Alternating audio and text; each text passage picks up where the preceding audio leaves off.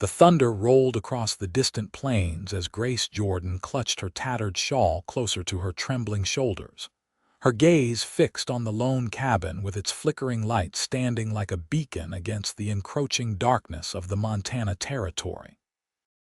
It was 1876, and the promise of a new life that had brought her west had quickly turned into a nightmare from which she was desperately trying to escape.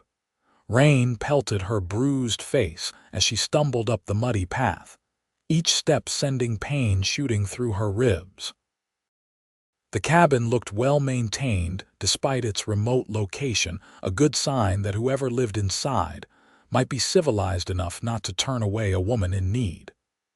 Grace took a deep breath, wincing at the sharp pain it caused, and raised her hand to knock. 3 gentle raps on the wooden door were nearly drowned out by another roll of thunder. Grace waited, shivering, ready to plead her case. When the door swung open, she found herself facing a tall man with broad shoulders, his face half shadowed by the brim of his hat. His eyes, a startling blue even in the dim light, widened slightly at the sight of her. "I can cook," she blurted out before he could speak, her voice steadier than she expected. "I can clean, too. I am looking for work, sir." The man remained silent, his gaze moving from her face to her soaked dress and back again. Grace knew what he was seeing, the purplish bruise blooming across her cheekbone, the split in her lip, the way she cradled her left arm protectively against her body. "Come in out of the rain," he finally said, stepping back to allow her entry. The warmth of the cabin enveloped Grace as she stepped inside. A fire crackled in the stone hearth, casting dancing shadows across the simple but tidy room. The man moved to stir the flames, adding another log before turning back to face her. "Name's Wyatt Forrester," he said, removing his hat to reveal thick chestnut hair. "This is my ranch, 20 miles from the nearest neighbor, 40 from town." "Grace Jordan," she replied, trying not to drip too much on his floor. "I truly can cook, Mr. Forrester. I am not just saying that." Wyatt gestured toward a chair by the fire. "Sit down before you fall down, Miss Jordan." Grace sank gratefully into the offered seat, her legs nearly giving out beneath her. Wyatt disappeared into what appeared to be a pantry, returning moments later with a towel and a tin cup filled with something that steamed. "Coffee," he explained, handing her the cup. "It's strong." She accepted it with murmured thanks, wrapping her cold fingers around the warm metal. As she took a careful sip, Wyatt crouched down in front of her, his expression unreadable as he studied her face more carefully in the firelight. "Those bruises are fresh," he observed, his voice low and controlled. "Husband?" Grace tensed. "No, sir. Boyfriend then, former employer," she admitted after a moment's hesitation. "I was working at the White River Saloon in Benton. The owner, Mr. Calloway, he had expectations I was not willing to meet." Understanding darkened Wyatt's eyes. He nodded once, stood, and moved to a small cabinet against the wall. When he returned, he carried a small tin of salve. "For your face," he said, offering it to her. "And your lip." Grace accepted it hesitantly. "Thank you." Wyatt watched as she applied a small amount to her injuries, his expression thoughtful. When she finished, he took the tin back and returned it to its place. "I could use someone who can cook," he said finally, his back still to her. "Been living on my own cooking for 3 years now, and I am not getting any better at it." He turned to face her. "Got a room in the back. It has a door with a lock." His eyes met hers, steady and sincere. "Stay, Miss Jordan, for as long as you need." "I don't want charity," Grace said, lifting her chin despite the pain it caused. "It's not charity if you're working," Wyatt countered. "I pay fair wages, you cook, keep the place tidy. I am gone most days working the ranch anyway." Grace hesitated, considering her options. She had exactly 73 cents to her name, no horse, and nowhere else to go. Calloway's men might still be looking for her. She'd struck him with a skillet before fleeing, and he wasn't the type to forgive such an offense. "All right," she agreed finally, "until I can move on." Wyatt's lips curved slightly. "Stay forever if you want," he whispered, so softly she almost didn't hear it, but the words hung in the air between them like a promise neither was ready to acknowledge. Grace slept late the next morning, exhaustion and the comfort of a real bed, the first she'd had in months, keeping her under. When she finally emerged from the small but clean room Wyatt had given her, she found the cabin empty but a note left on the table. "Gone to check the north pasture. Back by noon." She set to work immediately, taking inventory of his meager pantry and planning meals. The cabin itself was surprisingly well built and maintained, though in desperate need of a woman's touch. By the time Wyatt returned, Grace had swept and scrubbed the main room, prepared a stew that simmered promisingly over the fire, and baked a loaf of bread with the last of his flour. Wyatt paused in the doorway, his hat in his hands, staring at the transformation of his home. "Something smells good," he said by way of greeting. Grace turned from where she was setting the table. "I hope you like beef stew. You had some dried meat that needed using." "I don't remember the last time I had a home-cooked meal that didn't come from a can," Wyatt admitted, hanging his hat on a peg by the door. He crossed to the wash basin and cleaned his hands, glancing at her over his shoulder. "How are you feeling today?" "Better," Grace said, touching her cheek self-consciously. The bruise had darkened overnight, but the swelling had gone down. "Thank you again for taking me in." "Needed a cook anyway," Wyatt replied with a shrug, but his eyes were kind. They ate together in companionable silence, and Grace was pleased to see Wyatt take a second helping of stew. After the meal, he leaned back in his chair with a satisfied sigh. "Miss Jordan, that was the finest meal I've had since leaving Tennessee." "You're from Tennessee?" Grace asked, gathering the dishes. Wyatt nodded. "Left after the war, didn't want to rebuild on ruins." "The war changed everything," Grace agreed. She'd been just a child when it ended, but its shadow had stretched long over her family. "I'm from Kentucky myself." "Long way from home," Wyatt observed. Grace's hand stilled on the dishes. "There's nothing for me there anymore." Wyatt seemed to sense her reluctance to elaborate and changed the subject. "I need to go into town tomorrow for supplies.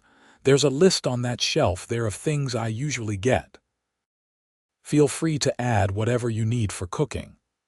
"I'll need flour, sugar, salt, maybe some dried fruit if they have it," Grace said, already mentally planning meals for the coming weeks. She hesitated before adding, "and perhaps some fabric. I noticed your shirts could use mending." Wyatt glanced down at his worn shirt and gave a rueful smile. "Been a while since I had anything but the most necessary repairs." "I can sew too," Grace offered. "A woman of many talents," Wyatt said, and the warmth in his voice made something flutter in Grace's chest. "I should warn you," she said abruptly, "about Mr. Calloway. If you're going to town, you might hear things. He's not a man who takes kindly to being defied." Wyatt's expression hardened. "Let me worry about Calloway. You don't understand. He's a powerful man in Benton. He has connections." "This is my land, Miss Jordan. You're safe here." There was something in his tone that made Grace believe him despite her fears. She nodded slowly. "Thank you, Mr. Forrester." "Wyatt," he corrected gently. "If we're going to be living under the same roof, might as well use first names." "Grace, then," she replied with a small smile. Wyatt returned the next evening with the wagon loaded with supplies. Grace had spent the day exploring the cabin and its surroundings, gaining a new appreciation for the peaceful isolation of the ranch. The nearest neighbor might be 20 miles away, but the majestic mountains on the horizon and the vast rolling grasslands made her feel less alone than she had in years. As Wyatt unloaded the supplies, He seemed preoccupied, his jaw tight and his movements more forceful than necessary. Grace helped carry items into the cabin, waiting for him to speak. "You were right about Calloway," he finally said as they put away the last of the goods. "He's got a wanted poster out for you, claiming you stole from him." Grace paled. "I took nothing but what I earned." "I know that," Wyatt assured her, "but it means you can't go into town anytime soon. Too risky." "I've put you in danger," Grace realized, distress coloring her voice. "I should leave." "No," Wyatt said firmly. "You're staying right here where I can keep you safe." "But Grace," he interrupted, his blue eyes intense as they locked with hers. "I don't scare easy, never have, and I know trouble when I see it. Calloway is the kind of man I've dealt with before." "What does that mean?" Grace asked, suddenly curious about the man who had taken her in so readily. Wyatt turned away, busying himself with organizing the new supplies. "It means I know how to handle myself. Now I got you these." He pulled out a package wrapped in brown paper and string, handing it to her. Grace opened it to find several yards of fabric practical cotton for everyday wear, but also a length of blue calico with tiny white flowers that was almost pretty. "For dresses," Wyatt explained, looking somewhat embarrassed. "Figured you might need some that fit better." Grace fingered the fabric, touched by his thoughtfulness. "Thank you. This is very kind. Also got these," he added, producing a pair of sturdy women's boots. "Guessed at the size." Grace accepted them with wonder. They were plain but well made, exactly what she needed for life on a ranch. The gesture, practical yet considerate, told her more about Wyatt Forrester than any words could have. "I'll pay you back," she promised. "From my wages." Wyatt shook his head. "Consider it part of your employment. Can't have my cook getting sick from improper footwear." Their fingers brushed as she took the boots, and Grace felt a spark of warmth that had nothing to do with the fire crackling in the hearth. The days settled into a rhythm as spring advanced across the Montana landscape. Grace took charge of the cabin, creating order and comfort that transformed the bachelor dwelling into a home. She sewed herself 2 new dresses from the fabric Wyatt had provided, as well as mending his clothes and linens. Each evening when he returned from working the ranch, a hot meal awaited him, and Grace found herself watching the clock, anticipating his return. For his part, Wyatt seemed to linger longer at the table after meals, sometimes sharing stories of his day or memories from before the war. He spoke little of his time as a soldier, but Grace gathered he'd seen more than his share of fighting. There was a quietness to him that spoke of deep waters, and she found herself increasingly curious about what lay beneath his calm exterior. One evening in late May, as they sat on the porch watching the sunset paint the mountains in shades of gold and purple, Wyatt finally asked the question she'd been dreading. "What happened before you came here, Grace? The whole story, I mean." Grace stared out at the gathering twilight, gathering her courage. Wyatt had earned her trust over these weeks, and perhaps it was time to give it. "My parents died of fever when I was 16, she began softly. "My brother Thomas tried to keep our farm going, but he wasn't made for it. When he heard about opportunities out west, he was determined to go. I went with him because he was all I had left." She paused, remembering the long journey, the hope they'd carried with them. "We made it as far as Benton. Thomas found work with a cattle outfit, and I took a position as a waitress at the White River Saloon. It was respectable enough at first. Then there was an accident. His horse threw him while they were moving cattle across a river. He drowned."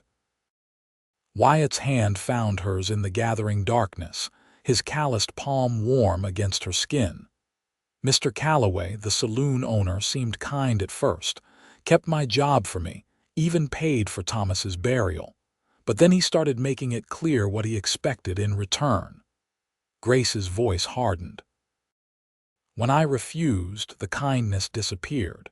He said I owed him, that no decent establishment would hire me if he spread the word I was a thief. And the bruises? Wyatt asked, his voice tight with anger. He caught me trying to leave town, said he was teaching me a lesson. Grace touched her cheek, where the last traces of the bruise had finally faded. I hit him with a skillet and ran. Walked for 2 days before I saw your light. Wyatt's hand tightened around hers. He'll never touch you again. I promise you that. They sat in silence as the first stars appeared, neither withdrawing their hands. What about you? Grace finally asked. You know my story now. Wyatt was quiet for so long that Grace thought he might not answer. When he finally spoke, his voice was low. I was a sharpshooter in the war. Got good at killing men from distances where they couldn't see me coming. After it ended, I couldn't go home. Too many ghosts. He sighed. Drifted west, worked cattle drives, did some scouting for the army, saved enough to buy this land 3 years ago. Alone all that time? Grace asked gently. There was a woman once back in Tennessee. Martha. We were to marry after the war. His voice grew distant with memory. Got word during my 2nd year fighting that she'd died of typhoid. After that, seemed easier to stay alone. Grace understood then why he'd taken her in so readily. He recognized the look of someone who had lost everything, because he'd seen it in his own mirror. Thank you for telling me, she said softly. Wyatt nodded, his profile strong against the darkening sky. Been a long time since I talked about any of that. The moment stretched between them, comfortable yet charged with something neither was ready to name. Finally, Wyatt stood, gently releasing her hand. Getting late, he said. Early start tomorrow. Grace nodded and followed him inside, aware that something had shifted between them, a deepening of trust, a foundation being laid for whatever might come next. June brought warmer weather and long, golden evenings.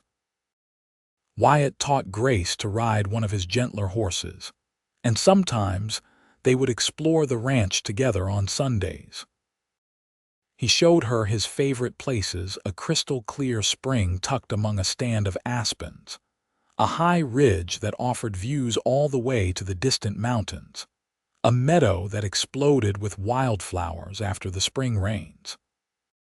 Grace found herself laughing more, the shadow of her past receding in the presence of this quiet, steady man who never pushed or demanded, who seemed content simply to be in her company.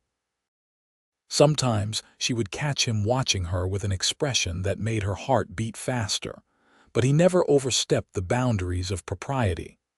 One hot afternoon in early July, Grace was hanging laundry to dry when she spotted a cloud of dust on the horizon. Shielding her eyes, she made out 3 riders approaching the ranch. In all her time at Wyatt's home, they'd had no visitors.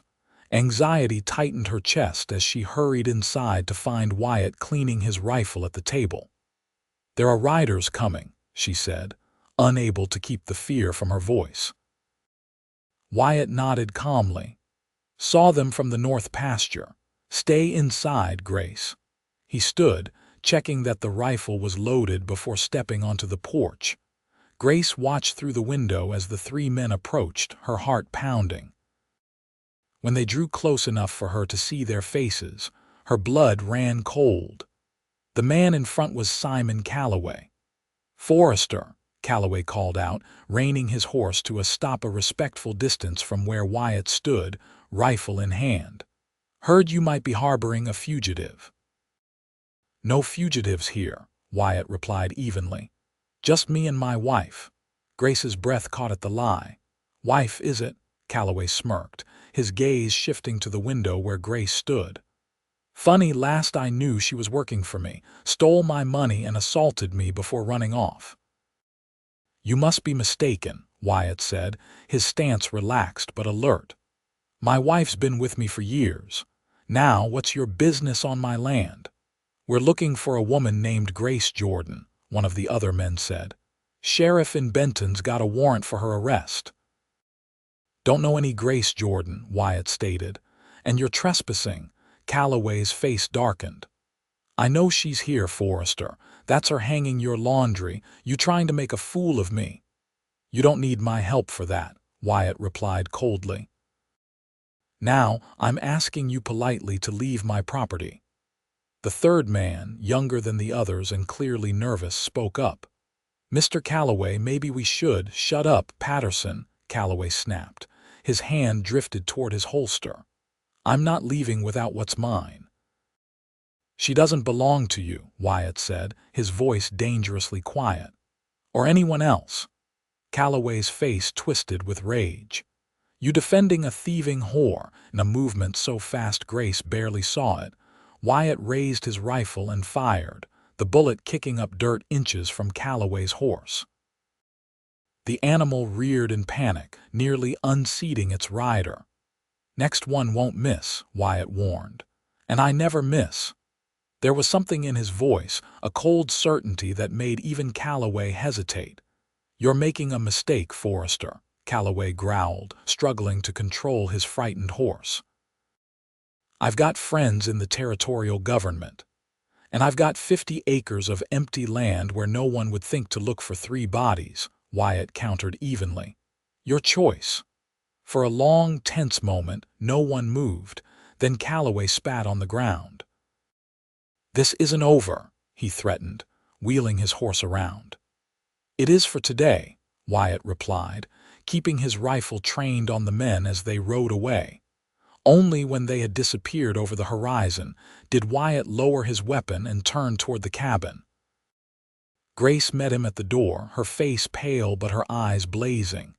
You shouldn't have done that, she said, though gratitude warred with her fear. He'll be back with more men. Let him try, Wyatt said grimly.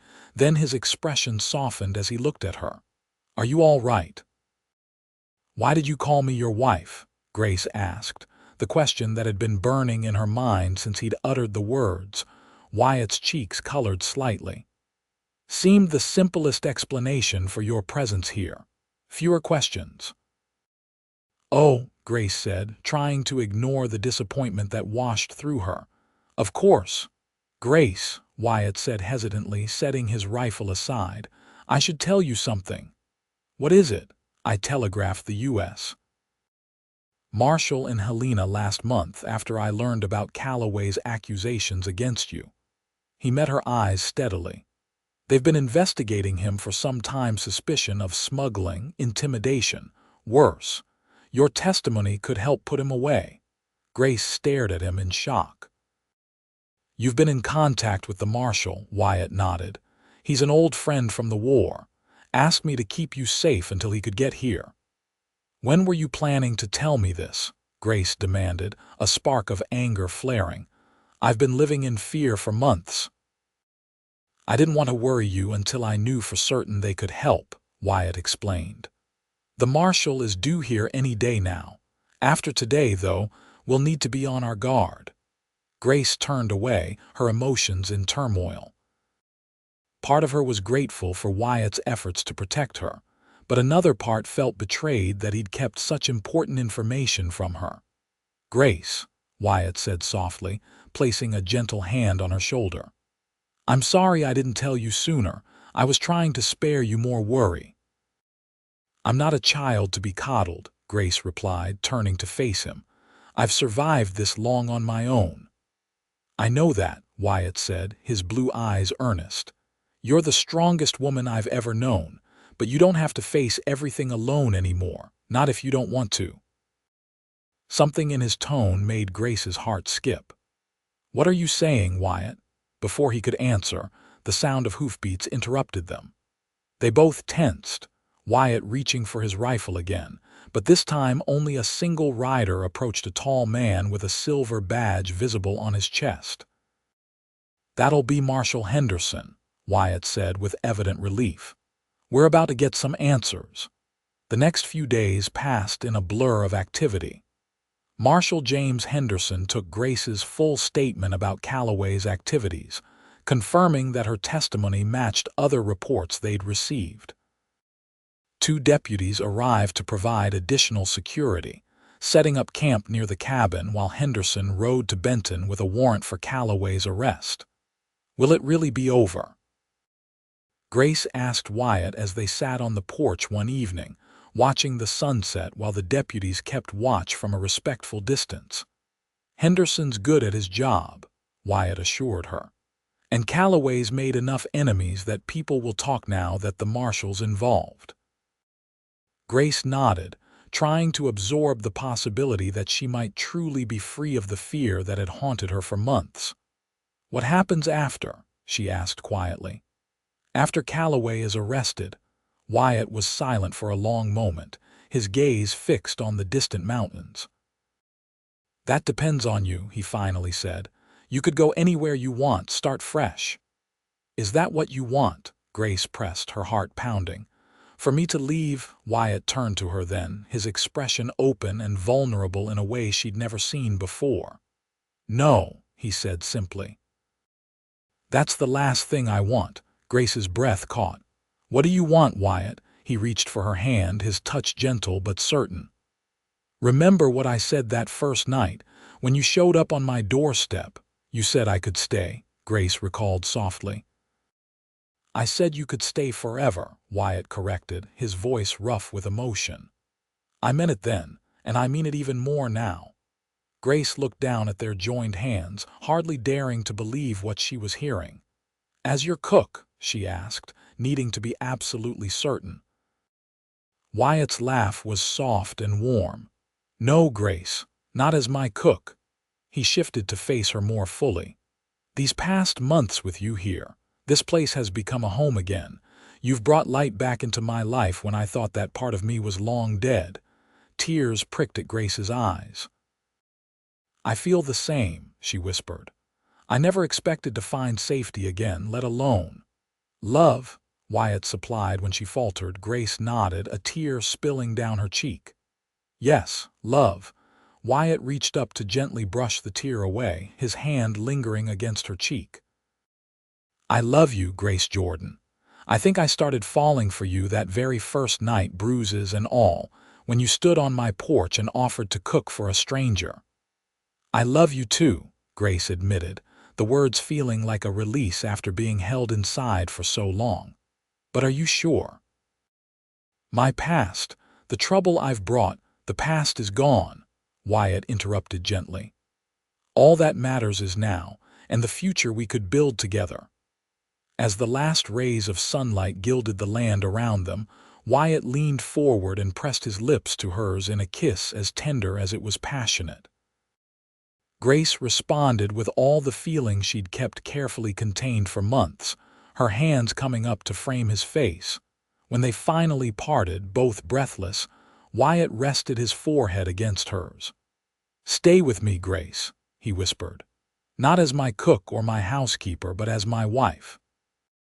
"For real this time?" Grace smiled through her tears. "Yes," she answered. "Forever." 2 weeks later, Marshal Henderson returned with news that Calloway had been arrested and was awaiting trial, along with several of his associates.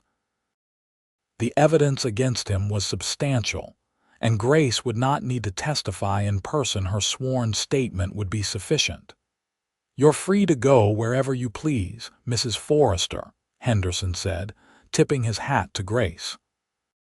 The simple ceremony had been performed by a traveling preacher just 3 days earlier, with the marshal and his deputies as witnesses. "Thank you, Marshal," Grace replied, her hand secure in Wyatt's, "but I'm exactly where I want to be." As Henderson and his men rode away, Wyatt pulled Grace close, pressing a kiss to her temple. "No regrets?" he asked. Grace looked up at the man who had taken in a battered stranger and given her not just shelter but a home in his heart. "Not a single one," she assured him. "Though I do think we should add a room to the cabin." "A room?" Wyatt repeated, raising an eyebrow. Grace smiled, placing his hand gently over her stomach. "For the future," she said softly. Wyatt's eyes widened with wonder as he understood her meaning. Then a smile broke across his face like sunrise over the mountains, and he lifted her into his arms, spinning her around as her laughter rang out across the land that had become their home. As the sun set on another day in the Montana Territory, Grace reflected on the strange twists of fate that had led her to this moment. A desperate knock on a stranger's door, an offer to cook, and a quiet promise to stay forever had changed the course of her life.